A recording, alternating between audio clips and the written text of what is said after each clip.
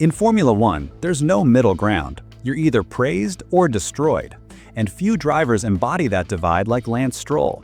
The Canadian has been in F1 since 2017, scored podiums, and even took a stunning pole position in Turkey 2020. Yet, he remains one of the most criticized names on the grid.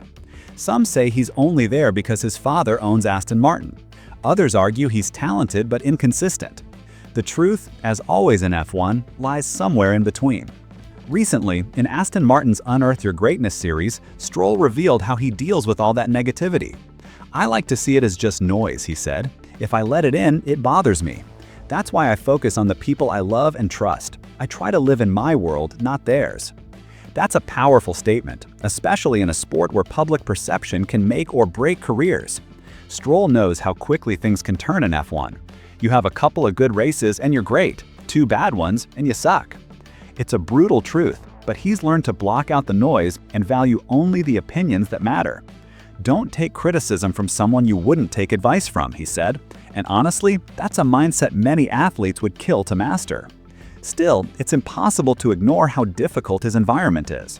His father, Lance Stroll, has poured millions into Aston Martin, building a new factory in Silverstone, partnering with Honda for 2026, and even signing Adrian Newey. But despite all that, the team sits 7th in the standings and hasn't scored a single podium this year. While many see that as failure, Lance looks at it differently. "We can talk about the podiums and the poles," he said, "but you learn the most from the losses." It's in the tough moments that champions are shaped, and Stroll is clearly trying to grow into something more than a pay driver narrative. The real question is, can he? Because the future of Aston Martin depends not just on money and infrastructure, but on whether Lance can rise above the noise and prove he belongs. And now I want to hear from you. Do you think Stroll is unfairly criticized, or is he just not F1 material? Drop your thoughts in the comments and tell us what city you're watching from so we can see how far Formula News USA is reaching. If you're enjoying this kind of insight, hit that like button, subscribe to the channel, and tap Rypar. It really helps us grow and bring you more honest F1 stories every week. While Aston Martin searches for stability, Ferrari is once again caught in a storm of its own making.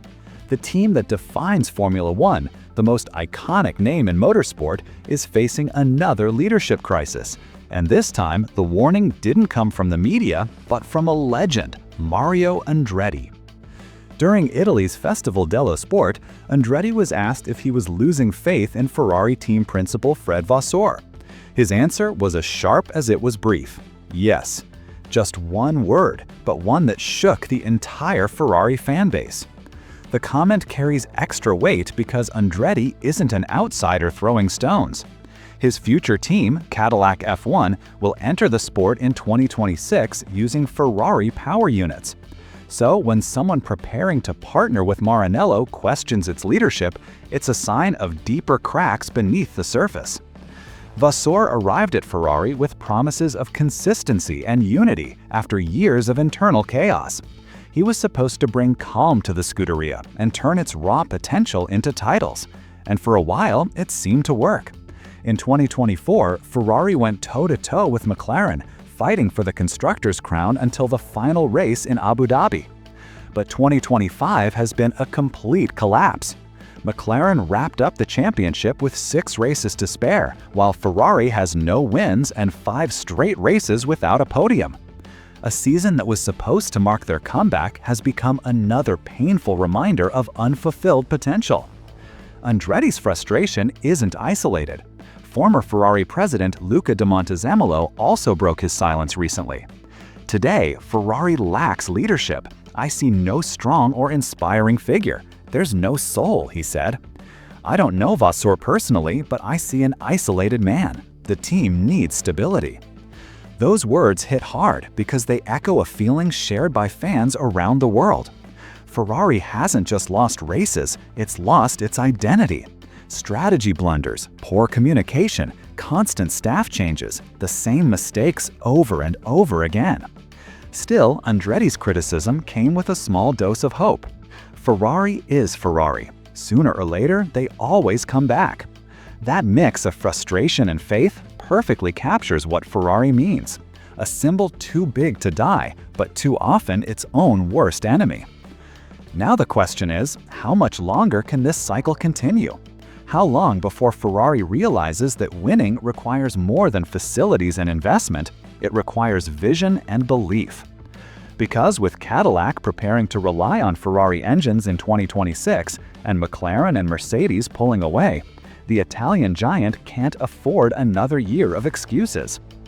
Do you think Fred Vasseur is the right man to lead Ferrari into the next era? Tell us in the comments and share this video with your friend who still believes next year is Ferrari's year. Up next, we'll look at how Cadillac is preparing for its F1 debut and why its Ghost team might already be one of the best organized on the grid. While Ferrari struggles to find its soul and Aston Martin searches for progress, another player is quietly building something extraordinary. Cadillac F1. Yes, the American giant hasn't even debuted yet, but it's already redefining how a Formula One team is built from scratch. Backed by General Motors and led by Graham Loden, Cadillac has created what insiders call a ghost team, a fully functioning F1 operation without a single car on the grid. Instead of waiting for 2026, they've spent the past months living every race virtually and learning faster than anyone expected. With bases in Charlotte, USA, Silverstone, UK, and a brand new HQ being built in Indiana, Cadillac's plan is both futuristic and obsessive in its attention to detail. Every Grand Prix weekend, over 60 engineers split across 2 continents run complete race simulations. They follow the same schedule as real teams, from setup briefings to media sessions, with everything happening in real time. Loden's philosophy is simple. We don't want our first real race to be our first race. He wants every engineer, mechanic, and strategist to be battle-ready before the lights even go out in Melbourne 2026. And that mindset has created something unique, a rookie team behaving like a veteran. Each simulation mimics a full race weekend. Sometimes they focus on garage setup, sometimes on communications or pit stop choreography. The goal is to make sure that when the real car arrives, every process, from tire changes to radio calls, feels second nature. And behind that precision lies an army of experience. Over 400 employees and a staggering 2,500 years of combined F1 expertise. That's not a startup, that's a powerhouse in the making. Add in the support of GM's ultra-advanced simulators in Charlotte, the same facilities used for Corvette and IndyCar programs, and Cadillac has a development advantage no new team has ever had. Its simulator driver lineup is also impressive. Indy 500 winner Simon Pagenaud, Corvette driver Charlie Eastwood, and Pietro Fittipaldi, who brings real F1 race experience and an FIA super license. On top of that, Colton Herta joins as development driver, while Sergio Perez, one of Cadillac's 2026 race drivers, has already begun simulator sessions. His teammate Valtteri Bottas will join once his Mercedes reserve duties are completed. What's most fascinating is Cadillac's culture. Inspired by NASA's Apollo missions, Loden designed a flat communication system where engineers across all locations work peer-to-peer instead of through hierarchy.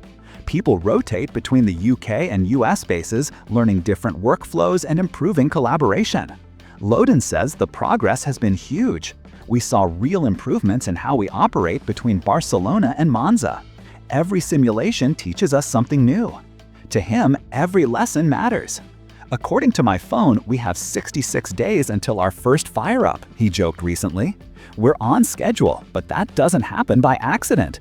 We've got a lot of brilliant people working very, very hard. And maybe his best quote sums up Cadillac's ambition perfectly. If everything feels comfortable, you're not going fast enough. A line borrowed from Mario Andretti himself, and one that Cadillac's spirit. This isn't a relaxed startup. It's a team built on pressure, precision, and passion. But the next step is even bolder.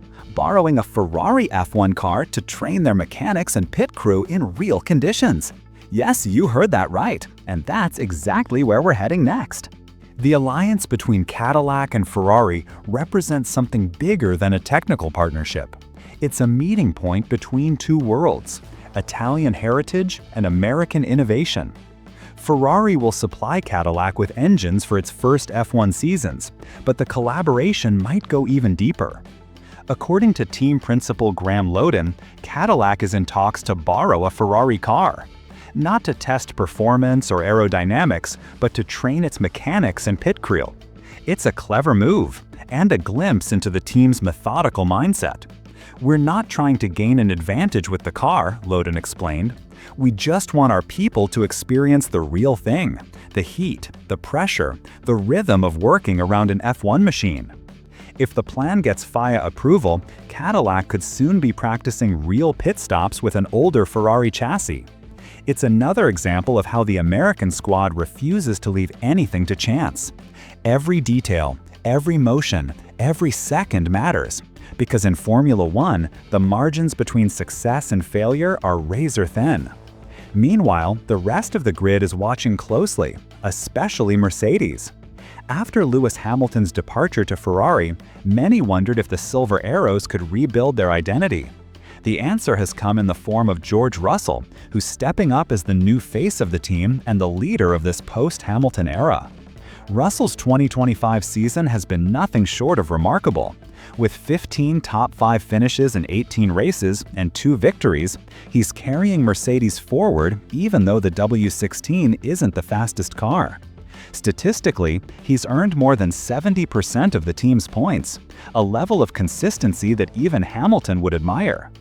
But numbers only tell part of the story. The real transformation has been in Russell's mentality.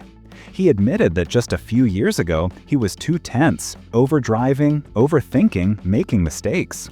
Now he's calm, measured, and composed. "When it started raining before Singapore, I just said, 'It is what it is. Everyone's in the same boat,'" he recalled. That attitude, mature, unshaken, is exactly what Mercedes needed. Team principal Toto Wolff agrees. "We've seen George make mistakes in the past, but not anymore. He's grown up." And with young Kimi Antonelli already proving fast and disciplined, Mercedes' future looks brighter than it has in years. Still, the team remains cautious. Trackside engineer Andrew Shovlin reminded everyone that Mercedes' strengths are very specific. Low-speed corners like Montreal and Singapore. On fast, high downforce tracks like Austin and Interlagos, the car still struggles. "We're improving," he said, "but there's work to do." Even so, the energy inside Mercedes feels different. It's not desperation, it's belief. The same belief that once turned a mid-pack team into an 8-time champion. As for Formula One as a whole, the landscape is shifting fast.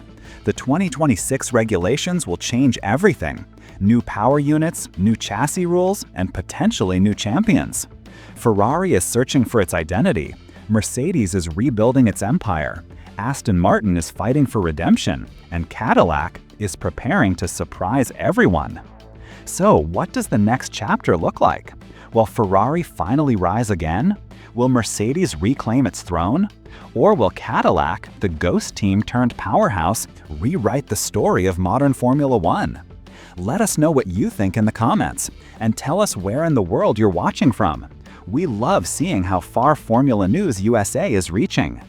And don't forget, hit that like button, subscribe, share this video with other F1 fans, and tap Rypar. It really helps us grow and keeps the channel running strong. Thank you so much for watching, and we'll see you in the next one, because the future of Formula One is just getting started.